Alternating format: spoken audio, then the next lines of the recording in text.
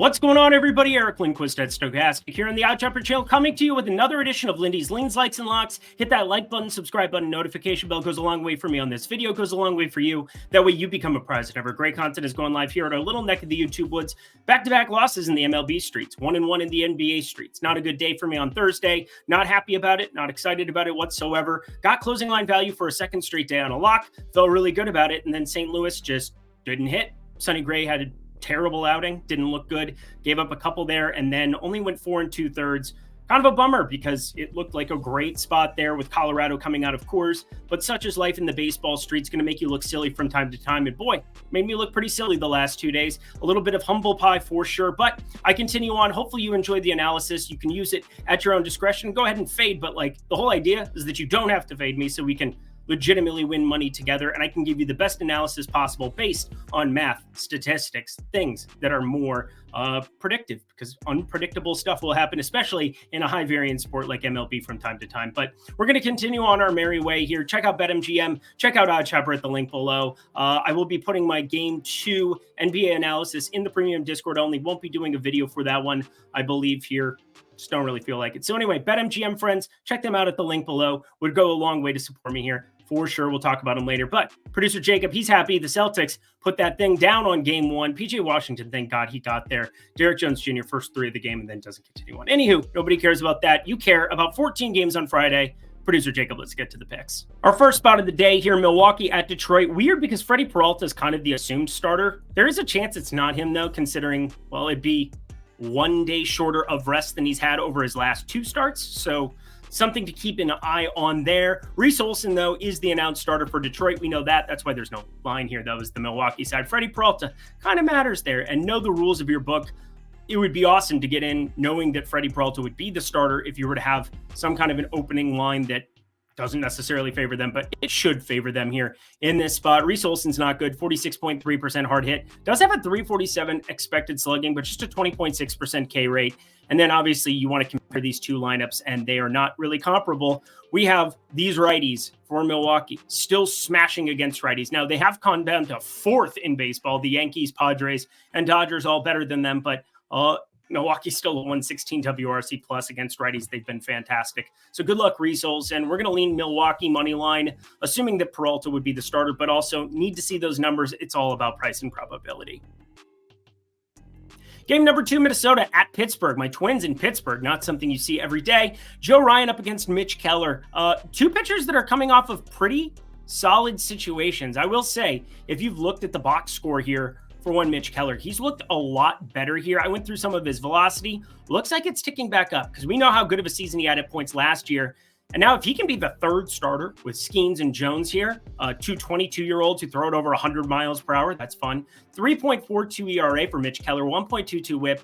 And now coming off of 5 consecutive games of 6 or more innings, 5 consecutive quality starts, looking really good. Gets a Twins matchup here where we are just kind of right around the league average number, 99 WRC plus. That's weighted runs created for the people who, again, I just throw this one out there. But we're all about leans, likes, locks here. Leans, I'm thinking about betting it. Likes, those are things that I have bet. They're generally around half a unit or a little bit less if it's going to be like a home run prop of sorts where you could go to a quarter or 50 cents there. But we're saying, for the full dollar, the full unit that you'd be firing it up, those are your locks. And Kent, this is not anywhere close to that. I will lean Minnesota money line because of Joe Ryan's stuff. 283 xWOBA, but 27% K rate. Being on the road here is what it is in Pittsburgh.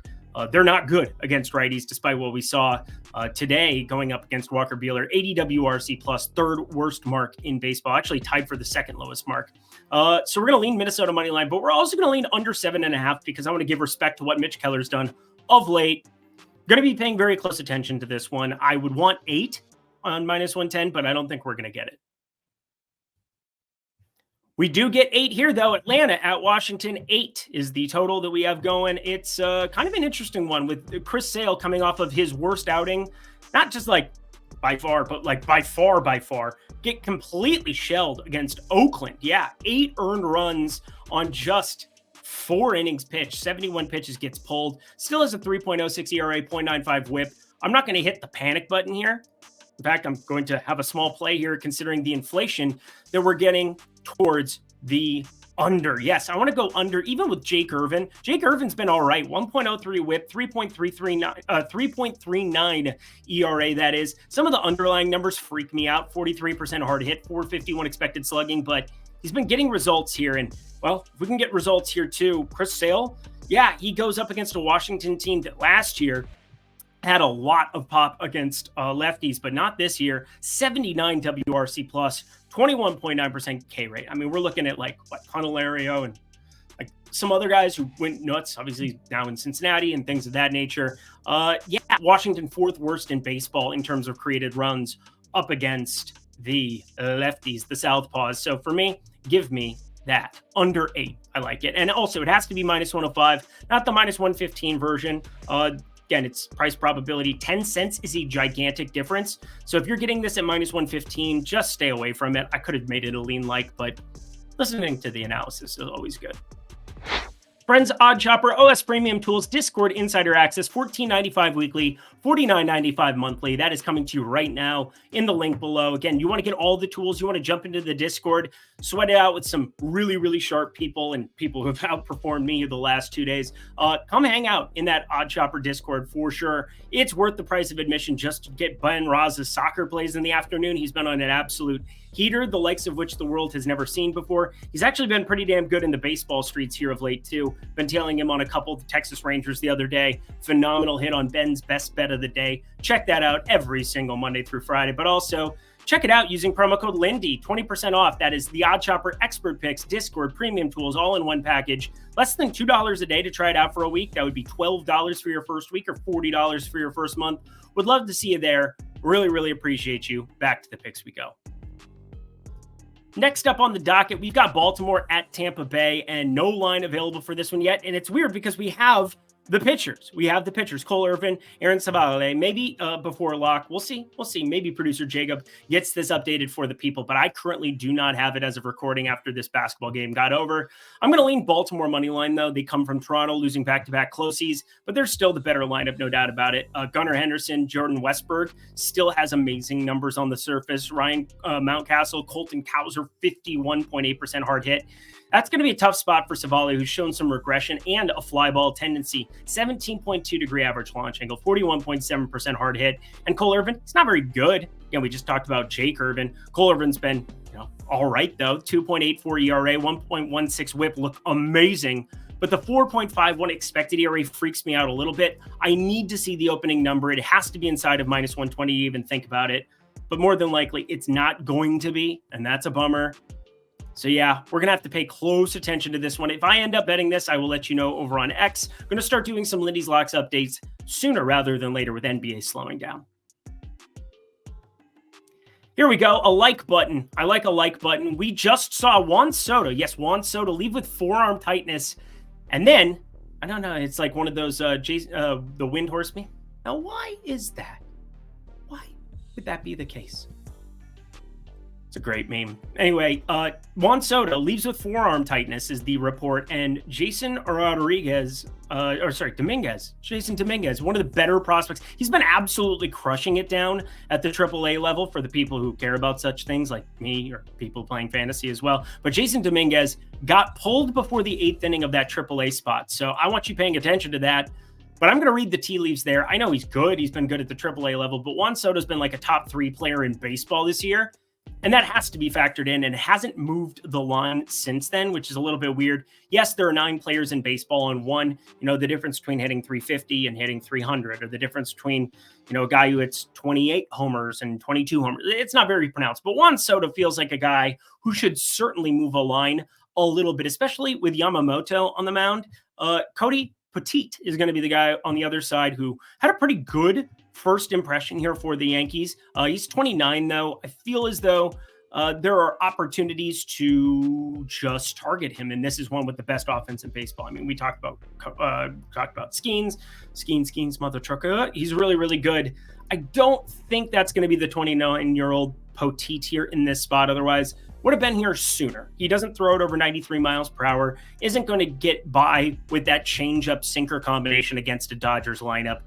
I think they're the right side of this. And minus 106, minus 106. That is wild. That has got to move before tomorrow. That would be like borderline lock territory. But I just put a half unit play on it. I like it. You should too. The Cubs, the Reds. That is up next here for Great American Small Park, the best hitting park for homers in all of baseball. And we got two guys, two southpaws. One's been struggling a little bit at times, Justin Steele, and one has just been in fuego, Nick Lodolo. Let's start with the Steele side of things. 1.21 whip, pretty good. 3.47 expected ERA, awesome. But 4.10 ERA. I love, though, when the results are a little bit worse, when they're a little bit worse than where it should be valued at. And I really like Nick Lodolo, who has one of the cooler curveballs. I feel like he's Chris Sale Jr. He has a little bit less velocity than Chris Sale did in his prime. We're talking like 94, Nick Lodolo does. But this curveball grades out really, really well for me. You go to his advanced numbers on it, 169 expected batting average against 190 actual batting average with a 47.3% whip percentage. And don't sleep on the changeup sinker. Both of those north of a 30% whip percentage to go with it. So I like the under of 9. I think both pitchers going to be in a really good spot in this one. A lean like, again, should have done that a little bit earlier for the people, even though it just is what it is.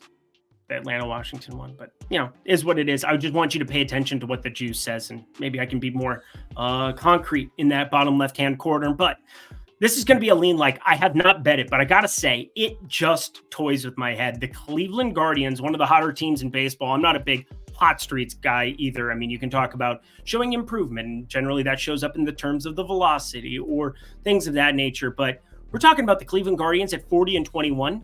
Miami is 20-41. And look at this opening number. Minus 120? I thought this was going to open a little bit higher, and then I ran all of the numbers. And I guess that's just the respect that I'm going to be giving to Ryan Weathers as the starter here and the ballpark for lowering variance. What do I mean by that? I mean, Miami, not a great hitter's park when the roof is closed, which is all the freaking time in the summer in Miami. So I think Cleveland, it is like in the back of my head saying I should bet this because I watch baseball, I know ball, but Logan Allen, he has enough warts for me not to want to pull the trigger here. 47% hard hit, 476 expected slugging. None of that looks all that good. In the Southpaws here going up against Miami, while Miami has the worst WRC plus against them at 68, Logan Allen's just kind of been that bad. He's been that bad. This is just toying with me. I feel like I should bet this. I made this lean like specifically because I was shocked this didn't grade out as well on the number side as what it did on my, it's betting with your head as opposed to your heart. My heart says bet Cleveland and jam everybody against Weathers still. Lean like, we're going to call it that and move on. I'm not going to bet it and it hurts my heart. Maybe we get minus 115. I doubt that's going to show up. Couple of props we're going to pay attention to. San Francisco at Texas. Logan Webb, this could be a different spot. Corey Seager, sounds like he's not going to be in the lineup for Friday. Did some digging in on that. Manager talked a little bit about how just wasn't still feeling good after he got removed from the last game there. Bruce Bochy was breaking down all of the different precautionary reasons with this hamstring that they might keep Corey Seager out for the weekend. So that is one of the more important batters in all of baseball, especially when you're talking about facing a guy in Logan Webb who has given up tons and tons of power so far this season. It has been problematic. And in fact, the K rate has also not been that pretty. But if you take Corey Seager out of this lineup, I mean, that's the Juan Soto here of the Texas Rangers, where from the left side doing everything for them. 561 expected slugging, 394 xWOBA. And then Logan Webb, 53.4% hard hit, 299 expected batting average. Just having an abysmal run of it in the underlying metrics. And then that is starting to translate a little bit into some of the stuff. He still has a 2.95 ERA, still has a 1.25 whip, but that's the whole point, is that you remove the most potent lefty. I think Logan Webb under 2.5 earned runs is going to be something that I'm going to want on my card. I'm going to call it a lean right now. I need to see the official number, but based on his last couple starts, I don't know. I doubt that the books are going to be that aggressive and factoring Corey Seager that much, especially with it, quote unquote, being an unknown coming in. But a quick Google search basically told us Corey Seager's probably not going to play on Friday. Boston and Chicago, one more prop talk, then we'll talk a little bit MGM here. But Boston, I'm going to call it minus 1.5. They just got done absolutely shelling the White Sox, just completely knocking them down another peg. 14 consecutive losses now for the White Sox, but they get their ace on the mound, Garrett Crochet. He has been unbelievable. Now, I do want to throw this out. He has been linked to the San Diego Padres. Again, the Padres are going to try to make moves. Sitting around that 500 mark ain't enough for them. They were down 3-0. Now just came back 3-3. Good for them going up against Arizona right now. But Garrett Crochet, I doubt there's going to be any kind of like a crazy innings concerned. Got NBA on the mind after watching the finals and breaking that down all day. Cooper Criswell, though, 300 xWOBA on the other side, but a 40.6% hard hit. I really don't care. This White Sox lineup is that bad. Again, down in the doldrums, worst WRC plus 77 against right-handed hitting, only a 120 ISO. Boy, oh boy, are they horrible. Boston, I'm going to call it a lean on the run line here. Kind of an interesting price, if you ask me. And then Garrett Crochet here, laddering it up to 8 potentially, because again, I have a ton of respect for him. At the same time that this is a very potent Red Sox lineup with lots of pieces, again, put up a bazillion runs. Highest K rate, 29% K rate against Southpaws this season. They can open this number at 7.5. We're going to take a look tomorrow. Going to be very price sensitive. I know the people. Again, I know the people who hit me up routinely over on X. I appreciate you guys. I'll let you know what I end up doing if you hit me up tomorrow. I'll definitely let the premium Discord know. You definitely want to check out BetMGM, my friends. First bet safety net up to $1,500. If you go to the link below, you sign up, you deposit $50, $100, $200, whatever it is, and then you bet anything. That first bet you put into play, whether it's $10, $20, $50, $100, up to $1,500, will come back to you in bonus bets on that first play if it loses. If it wins, keep the money. It's beautiful. But also, if it doesn't, you got another opportunity, multiple other opportunities, as that will come back to you in bonus bets. Only if you're 21 and over. If you have a gambling problem, please call or text 1-800-GAMBLER. Back to the picks we go. Now, we had no opening number for that Logan Webb under 2.5 earned runs allowed. Want to be paying attention to it. Would want to see something hopefully outside of, like, inside of minus 130. Would want something in that range. A little bit worried that we don't get it because people love to react to ERA. It is what it is. And, you know, the books will get bet into shape for it. And Logan Webb, again, one of the hard things about StatCast data is it predictive of letting a pitcher know whether they have control over where the ball is hit? That is just we could have that debate for hours. I would love to have that debate. I'd love to talk to some statisticians from Major League Baseball and figure some stuff out with more of that. Or just win some freaking bets. Anyway, Bryce Miller, he's going to be on the mound up against Kansas City. And I want to give these Seattle Mariners a little bit of a shout out because I had it brought to my attention from a friend of mine that Seattle, they have had horrible splits for some of these pitchers. We're talking Logan Gilbert has had massive splits. George Kirby's had massive home road splits. And I think Bryce Miller, doing a little bit of a deep dive, further explained why to me. Now, he has a 3.18 ERA, 0.96 whip. At home, though, 0.87 whip, 2.13 ERA in 7 starts. Incredible stuff. But in 5 road starts, 1.09 whip, which is still pretty decent. 224 batting average against, also pretty decent. But a 4.77 ERA. Who did he face in those 5 starts? Because it's still pretty small sample size when you're talking 5 road starts for a pitcher. Well, Bryce Miller had to face Milwaukee on the road, Texas on the road, Houston on the road, Baltimore on the road, and the New York Yankees on the road. You know where they rank against righties? Milwaukee, tied for 3rd. Texas, top 10. Houston, 3rd. Fourth, that is. Baltimore, 5th. And the Yankees, numero uno. Pretty much murderer's row. So Bryce Miller goes up against Kansas City, and the wind's blowing out ever so slightly to left field, but it's Kauffman Stadium, which is better for the opposition. Like, again, it's not as good as T-Mobile going back to his home park, but it's still a really good spot when you talk about the ballpark. Now, the lineup, Kansas City, not a ton of lefties to be overly concerned about, and only a 99 WRC plus against righties, despite the fact that Bobby Witt is from another planet. So Bryce Miller, I think, is more apt to succeed here in this spot, and yet I'm going to be leaning towards the over enough to be betting a like on it. Now, again, this is one of those like potential lean likes, if you really want to call it that. But Bryce Miller, again, it is very difficult, these matchups that he's had of late, but sometimes it plays into your head. I don't know how to factor that out in data, so that's not what I'm getting at. But when I'm getting at the price, Is anything better than minus 125? That needs to be on the card here in this spot. Daniel Lynch on the other side, I don't have a whole lot to break down for him. We're still starting to see him yet again after being out for a while. Only 35 batted ball events for him this season. But if Bryce Miller gives up this 460 expected slugging and 45.2% hard hit with a 13% barrel percentage, problematic against a Kansas City lineup that they got some guys at the top of that thing. 4 games to go. Hit the like button, subscribe button, notification bell as we talk about Ryan McMahon.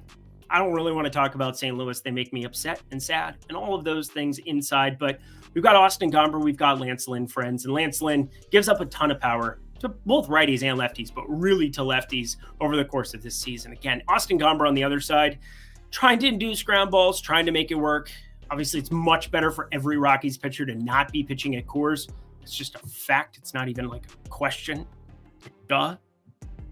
But against lefties this season for Lance Lynn, we're talking about a guy who's given up 5 homers in 34 innings pitched against him, 1.50 whip. Lots of telltale signs that you should target some lefties when they're good. And there's really only one lefty here. Guy who hits north of a 240 expected ISO against some of these righties. And Lance Lynn, we know hard contact. That is something that he's had for a long time in his career now. Only a 35.3% hard hit this season, but 8.7% barrel percentage, 418 expected slugging. I like getting myself some Ryan McMahon, 2+ hits at plus money. And then to home run, I want better than plus 300. And it will be on the card. It should be on the card here in St. Louis. Shouldn't even be a question. It's going to be higher than that.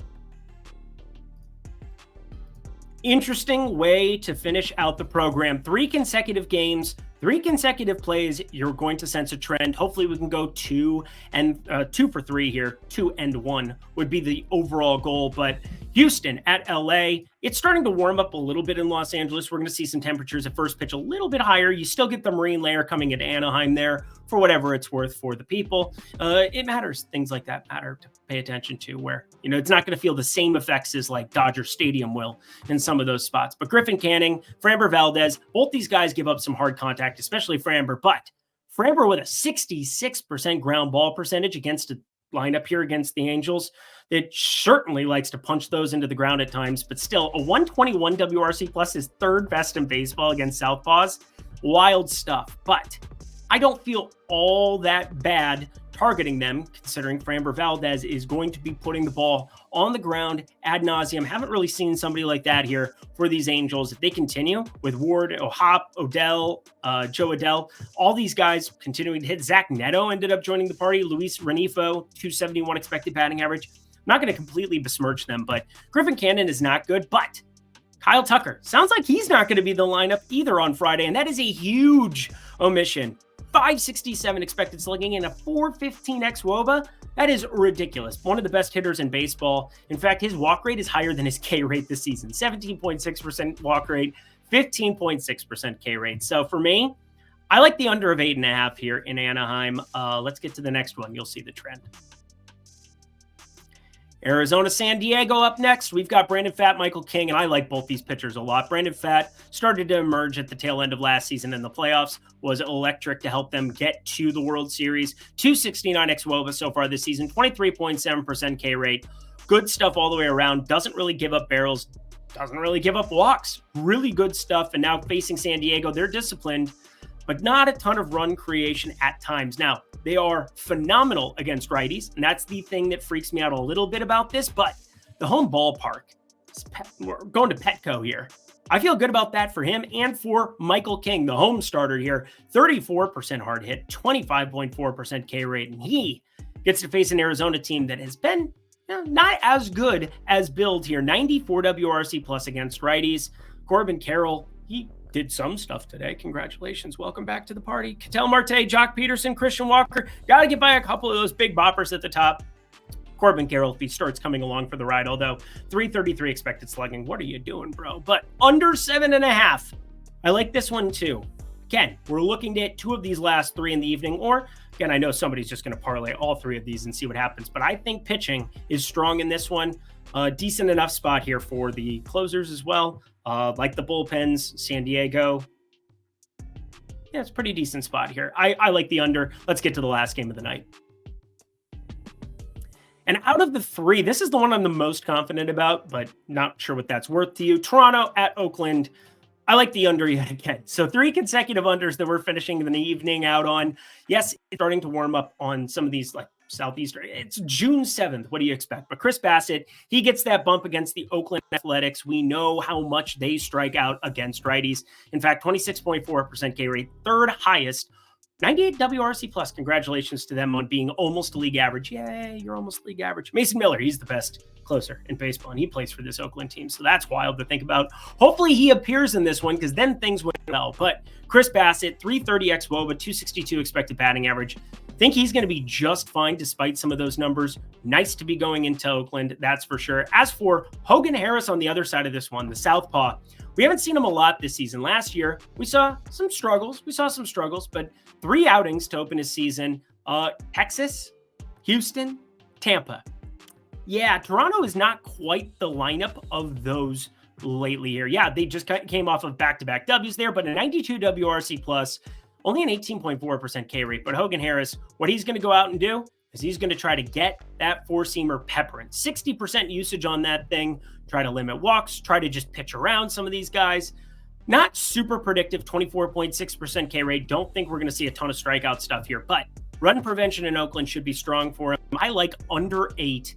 Yes, under 8. It's on a key number, so don't go crazy with it. But I think it's the best of those 3 in the evening. It's the one that grades out the best for me. Again, going 2 for 1 in the evening window. That's what I'm aiming for. And that does it for another edition of Lindy's Leans, Likes, and Locks. Head to the comment section below. Let me know your favorite place that exists here. I bet the comments are going to be fun. Anyway, BetMGM, check them out as well. Check out everything over at OddsShopper. Just going to keep on my merry way. Those who have been around for 3 years know what I'm capable of. We're going to get there. So I'm pretty confident of it. You run into some of these lulls throughout an MLB season. It makes you feel really, really silly. But I'm going to continue forward. Hopefully, you can still smash that like button for me if you appreciate the content. It's going to be MLB only on Friday. Saturday, I'll be in that premium Discord talking a couple of bets as well. But I'm going to get myself the heck up out of here. Enjoy your weekend. I will see you back here on Monday. Until then, friends, I'm Eric Lindquist. Best of luck in the MLB streets on Friday.